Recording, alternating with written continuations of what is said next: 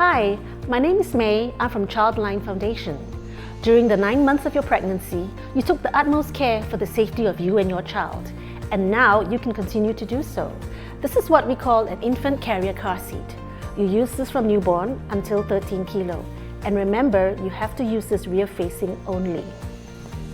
Over here, we have another type of car seat. It is called a convertible.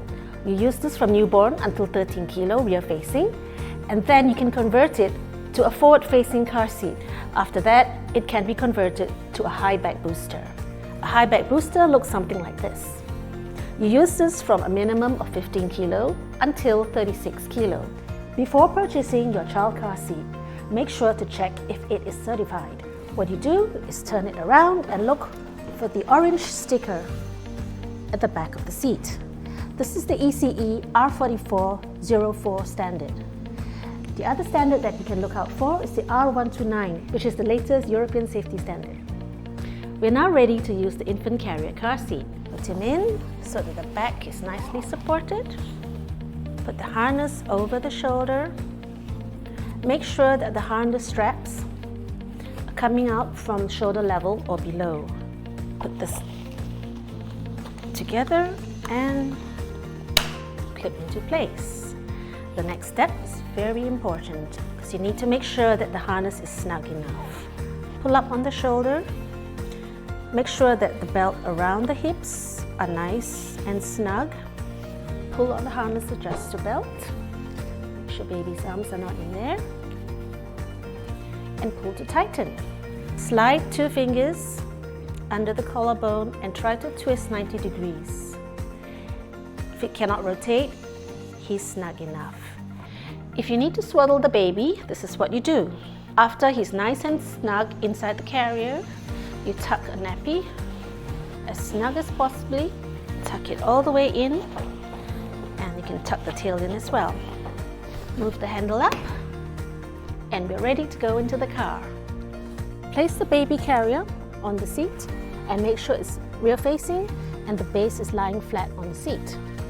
Get the 3-point seat belt and pull it across the seat. Make sure that it goes under the lap belt guides on here, and then you buckle up. Pull tight to make sure it's secure. Bring the shoulder belt around and slip into the blue clip at the back. Babies need to be sitting rear facing like this because the back of the seat absorbs all the shock from any crash forces. This protects the baby's neck and head and prevents any serious neck injury. I am now installing the convertible seat into the car. This is for a newborn, so make sure that the harness is at the lowest position and the recline at maximum.